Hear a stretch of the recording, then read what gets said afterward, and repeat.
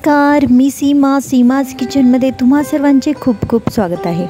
मित्रांनो, तुम्ही पाहतच असेल मस्त ग्रेव्हीवाली झणझणीत अशी भाजी आहे। अगदी नॉनव्हेजलाही मागे टाकेल अशी भाजी आहे आणि जीवनसत्वाची मात्रा भरपूर प्रमाणात असलेली भाजी आहे।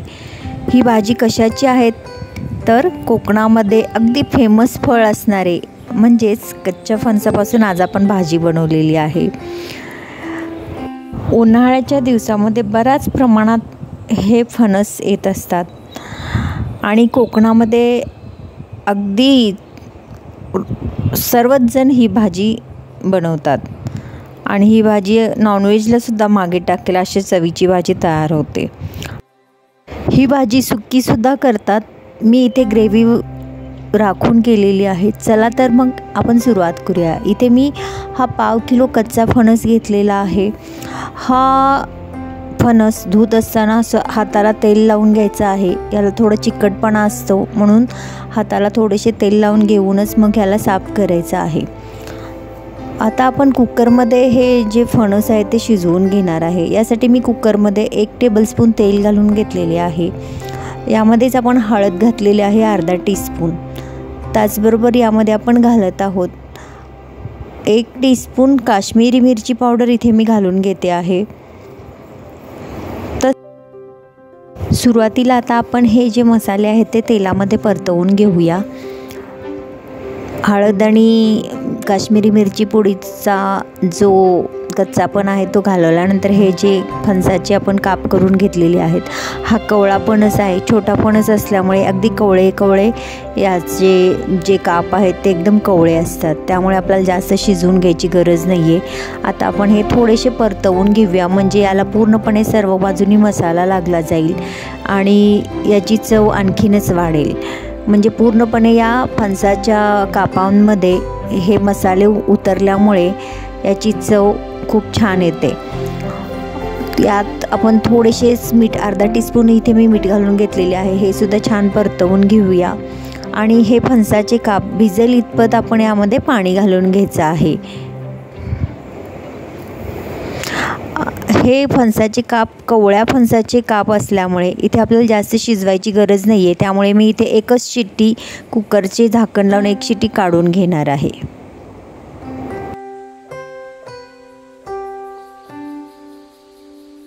आपला फणस शिजलेला आहे। इथे आपण मसाला तयार करूया त्या ग्रेव्हीसाठी, म्हणून इथे मी पॅनमध्ये 2 टेबलस्पून सुक्या खोबऱ्याचा किस आहे हा भाजून घेऊया।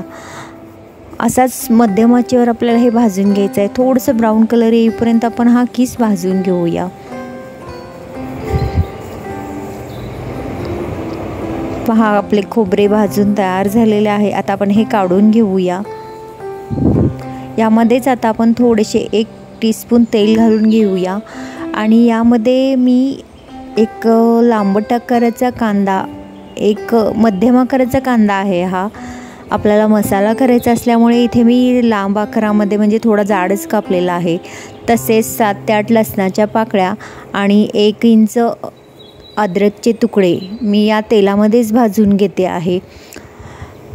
थोडेसे लालसर होईपर्यंत आपण हे कांदा, लसूण आणि अद्रक भाजून घेत आहोत।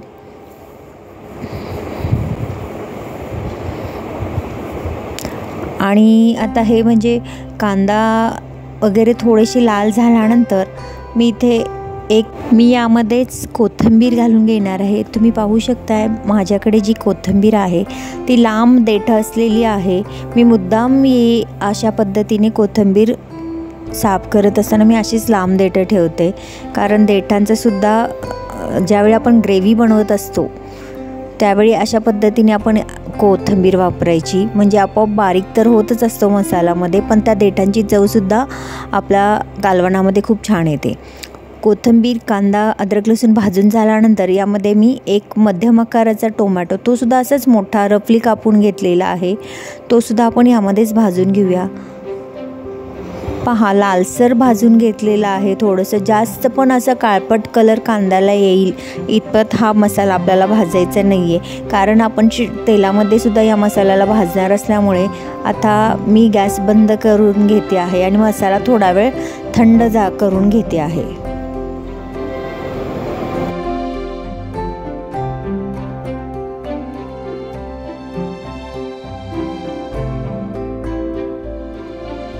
मसाला आपला थंड झालेला आहे। आता आपण मिक्सरमध्ये भांड्यामध्ये काढून घ्यायचं आहे। सुरुवातीला आपण मिक्सरच्या भांड्यामध्ये जे खोबऱ्याचा किस आपण भाजून घेतलेला आहे तो आपण सुरुवातीला बारीक करून घेऊया। पहा, अशा पद्धतीने मी खोबरे बारीक करून घेतले आणि यामध्ये आता आपण हा जो कांदा, लसूण आणि अद्रकचा जो मसाला आहे तो बारीक वाटण करून घ्यायचा आहे। पहा, आपले वाटण तयार झालेले आहे। आता आपण फोडणीसाठी एका कढईमध्ये मी इथे 2 टेबलस्पून तेल घालून घेते आहे।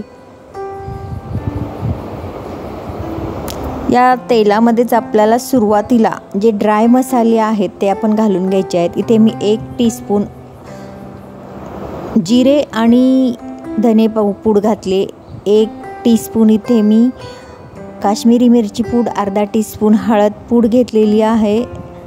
तसेच चिकन मसाला मी इथे वापरलेला आहे 1 टीस्पून आणि 2 टीस्पून इथे मी आपली रेग्युलर जी रोज जेवणामध्ये वापरतो ती मिरची पूड वापरलेली आहे। तुम्ही म्हणाल इथे आपण व्हेजची भाजी करत आहोत, नॉनव्हेजचा मसाला काय? तर मसाल्यामध्ये काही नसतो, सगळे मसाले एकसारखे असतात, फक्त आपण वापरताना व्हेज आणि नॉनव्हेजचा प्रकार बनवताना ते बोलत असतो। त्यामुळे इथे मी 1 टीस्पून इथे चिकनचा मसाला वापरला आहे। चिकनचा मसाला वापरला असल्यामुळे काय ही भाजी आपली नॉनव्हेज होणार नाही आहे। तर आता आपण मसाले सुरुवातीला तेलामध्ये परतून घेतलेले आहेत आणि त्यानंतर आपण हे वाटण घालून अगदी तेल सुटूपर्यंत आपल्याला हे वाटण परतवून घ्यायचं आहे। मी पहिल्यांदा म्हणालेच होते तुम्हाला की जास्त कांदा भाजायचा नाही आहे, कारण अशा पद्धतीने आपल्याला पुन्हा एकदा तेल सुटूपर्यंत मसाला भाजायचा असल्या कारणाने जास्त सुरुवातीचा पहिला जो वाटण मसाला आहे तो जास्त प्रमाणात नाही भाजला तरीसुद्धा चालतो। पहा, अशा पद्धतीने आपण मध्यम आचेवर मी हा सतत हलवत मसाला भाजून घेते आहे। तुम्हाला जर वाटत असेल की मसाला खाली लागतो आहे तर याच्यामध्ये जे मसाला वाटणाचे आपण भांडे धुवून घेतलेले असते त्याचे थोडे थोडे पाणी घालून सुद्धा तुम्ही हा मसाला भाजून घेऊ शकता। त्यामुळे काय होईल, मसाला तर भाजला जातोच, शिवाय अशा पद्धतीने मसाला भाजल्यानंतर जे आपले कालवण तयार होते त्याला कलर खूप छान येतो आणि एक प्रकारे तेलाचा तवंग वरती खूप सुंदर येतो। पहा, अशा पद्धतीने आपण थोडा थोडा वेळ करून झाकण ठेवून हा मसाला पूर्णपणे भाजून घ्यायचा आहे। तुम्ही माझ्या प्रत्येक व्हिडिओमध्ये पाहिलं असेल की मी नेहमी मसाला अगदी कमी तेल वापरते जेवणामध्ये, पण मसाले पूर्णपणे भाजल्याशिवाय मी कोणत्याच प्रकारची रेसिपी बनवत नाही, कारण अशा पद्धतीने भाजल्याने एकतर कालवणांना चव तर येतेच, शिवाय खूप सुंदर असा कलर येतो। पहा, आपला मसाला भाजून तयार आहे। आता आपण जे काप आपण उकडवून घेतले होते ते सुरुवातीला आपण घालून ह्या मसाल्यामध्ये परतवून घेऊया आणि याच्यामध्ये जे पाणी राहिलेलं होतं ते फेकून द्यायचं नाही आहे, तेच पाणी आपण यामध्ये ग्रेव्ही म्हणून वापरणार आहोत।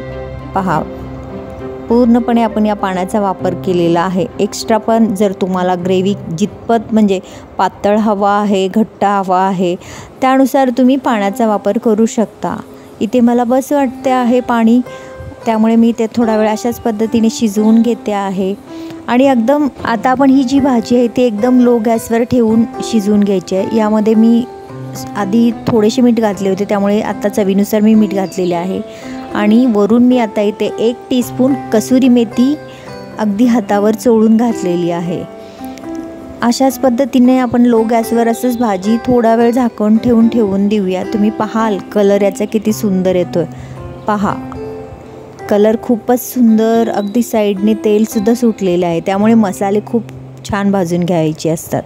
वरून आपण कोथिंबीर घालून घेऊया, अजून थोडा वेळ आपण झाकण ठेवून शिजवून घेऊया। आता बस अशी मला आता ग्रेव्ही एवढीच हवी आहे, त्यामुळे मी आता 5 मिनिटांनी गॅस बंद करते। पहा, भाजी किती सुंदर अशी तयार झालेली आहे, बघताच क्षणी खावीशी वाटेल अशी भाजी तयार होते।